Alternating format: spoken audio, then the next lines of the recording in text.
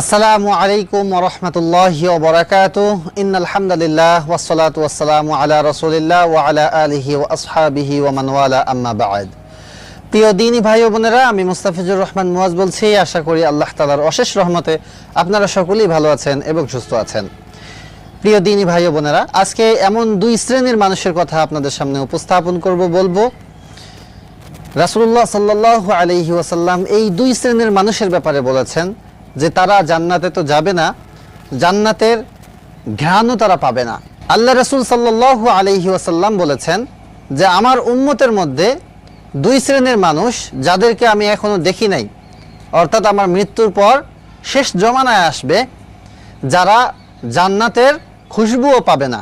প্রিয় বন্ধুগণ, দুই শ্রেণীর মানুষের মধ্যে প্রথম নাম্বার হচ্ছে এমন কিছু মানুষ যাদের হাতে ছুরি বা লাঠি এরকম কিছু থাকবে যার দ্বারা মানুষকে মারা যায়, আক্রমণ করা যায়।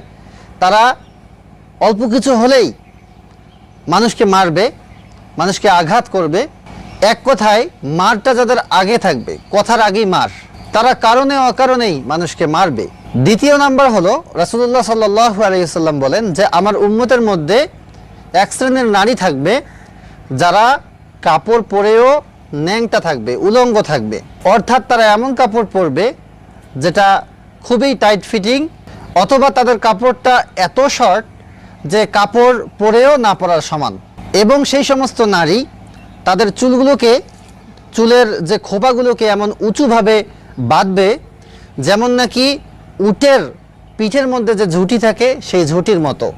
এবং তারা হেলে ধুলে চলবে, মানুষকে খারাপ কাজের দিকে আকর্ষিত করবে, খারাপ কাজের দিকে ধাবিত করবে। তো প্রিয় বন্ধুগণ, এই শ্রেণীর নারী এবং সেই শ্রেণীর মানুষ যারা কথায় কথায় মানুষকে মারে বা মানুষকে আঘাত করে, এই দুই শ্রেণীর মানুষ জান্নাত তো পাবেই না, জান্নাতের সুগন্ধিও পাবে না। যদিও বা হাজার হাজার মাইল দূর থেকে জান্নাতের ঘ্রাণ পাওয়া যায়, তো এই শ্রেণীর মানুষগুলি জান্নাতের ঘ্রাণটা পর্যন্ত পাবে না।